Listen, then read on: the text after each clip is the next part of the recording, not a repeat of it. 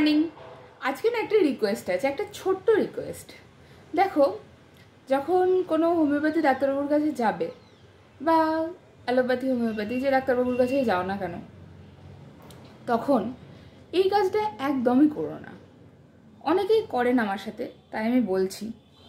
সেটা হচ্ছে, যখন তোমার কমপ্লেনগুলো বলবে, তোমার সব কমপ্লেন বলবে, কারণ কোন কমপ্লেনের সাথে কোন কমপ্লেন লিঙ্কড সেটা তুমি জানো না।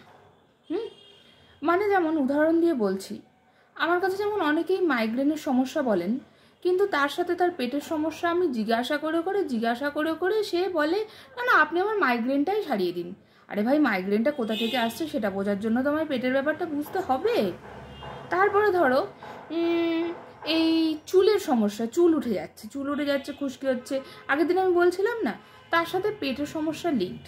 তারপরে ধরো চামড়ার সমস্যা, আগে তোমার কবে চামড়ার কি সমস্যা হয়েছিল, তাতে তুমি কি অয়েনমেন্ট কি মলম লাগিয়ে এসেছো সেটা কিন্তু আমাদের জন্য জানা জরুরি। আদৌ তুমি কোনো মলম লাগিয়ে এসেছো নাকি সত্যিই তুমি কোনো ওষুধ খেয়ে সেরেছিলে, ঠিক আছে?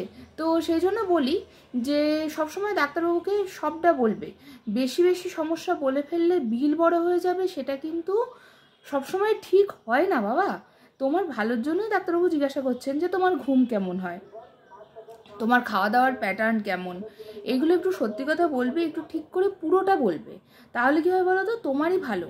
আজকে তুমি যেহেতু পুরো ইনফরমেশনটা দিলে না, তোমার যে একটা আধখাপ ছাড়া ব্যাপার হয়ে রইলো, সেটা যদি তুমি পুরোটা বলো, সেটা তোমার যে পরিমাণে তোমার পুরো ব্যাপারটা একটা টোটালিটি প্রপার তৈরি হবে, তাতে তোমার যে কী উপকার হবে তুমি জানো না। তোমার পেটের সমস্যা থেকে হচ্ছে নাকি তোমার রোদ লেগে হচ্ছে, আরে ভাই তুমি পুরোটা বললে তোমারই ভালো, ঠিক আছে? কাজে হাত খাপ ছাড়া ডাক্তারবাবুকে বলবে না, যখন উনি জিজ্ঞাসা করবেন পুরোটা বলবে, ঠিক আছে? বাই।